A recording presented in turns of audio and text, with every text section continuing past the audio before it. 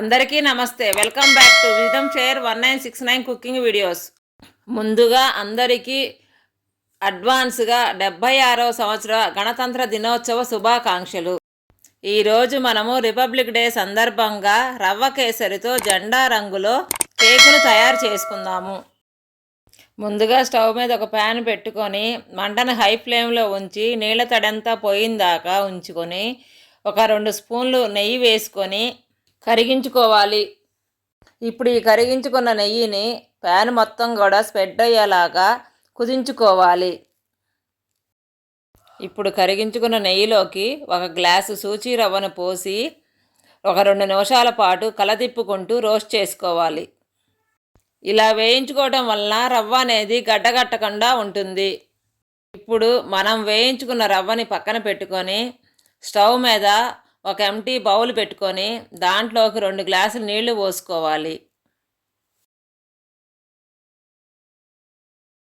ఇప్పుడు మంటని హై ఫ్లేమ్లో పెట్టుకొని ఈ నీళ్ళన్నీ కూడా మరిగే అంతవరకు మరిగించుకోవాలి. ఒకసారి నీళ్ళన్నీ మరిగిన తర్వాత మంటని లో ఫ్లేమ్లో ఉంచుకొని దాంట్లో ఒక గ్లాస్ పంచదార పోసి బాగా కలతిప్పుకోవాలి. ఇప్పుడు ఇదే విధముగా మనం వేయించుకున్న రవ్వని కూడా గిన్నెలో ఉన్న నీళ్ళని కలదిప్పుకుంటూ కొంచెం కొంచెముగా రవ్వని పోసుకోవాలి. ఇప్పుడు ఈ రవ్వని ఒక 2-3 నిమిషాల పాటు కలదిప్పుకుంటూ ఉడికే అంతవరకు ఉడికించుకోవాలి. ఇప్పుడు ఒక ఎంటీ బౌల్ తీసుకొని దాంట్లో కొన్ని నీళ్లు పోసుకొని చిటికెడంతా సాఫ్రాన్ ఫుడ్ కలర్ వేసుకొని నీళ్ళల్లో బాగా మిక్స్ అయ్యే వరకు మిక్స్ చేసుకోవాలి. ఇప్పుడు ఈ నీళ్ళల్లోకి 3వ వంతు కేసరిని వేసి బాగా కలుపుకోవాలి.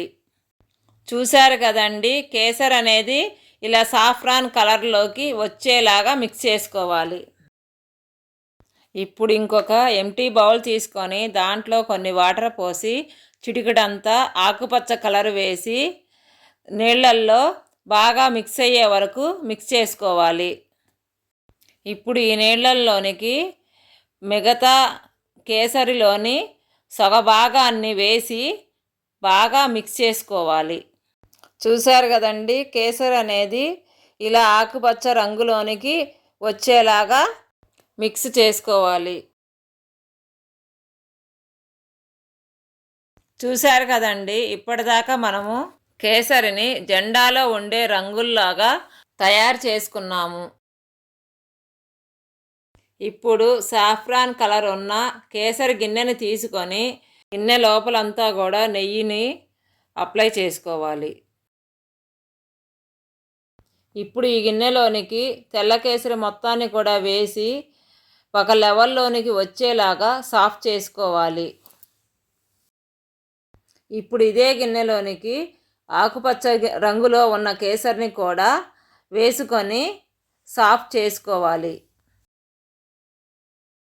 ఇప్పుడు ఈ గిన్నెని 1 గంట పాటు ఫ్రిడ్జ్లో పెట్టుకోవాలి. ఇలా ఫ్రిడ్జ్లో పెట్టుకోవడం వలన కేసర్ అనేది కేక్ లాగా గట్టి పడుతుంది.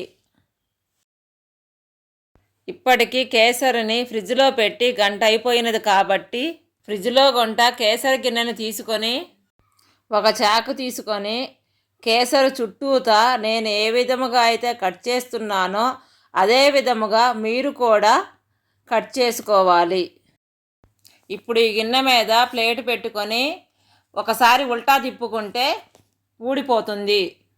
మీకు ఒక విషయం చెప్పాలనుకుంటున్నానండి, అదేంటంటే రవ్వ కేసరి కేక్ అనేది పర్ఫెక్ట్గా రావాలనుకుంటే మీరు కంపల్సరిగా రవ్వని వేయించుకొని లో ఫ్లేమ్లో మాత్రమే ఉడికించుకోవాలి.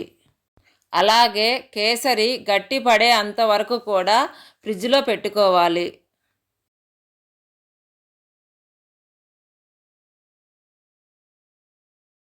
చూశారు కదండి, రవ్వ కేసరి కేక్ అనేది ఎంత బాగా వచ్చిందో.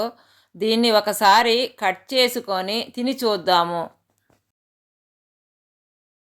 కేక్ అనేది చాలా మృదువుగాను మరియు టేస్టీగాను ఉంది.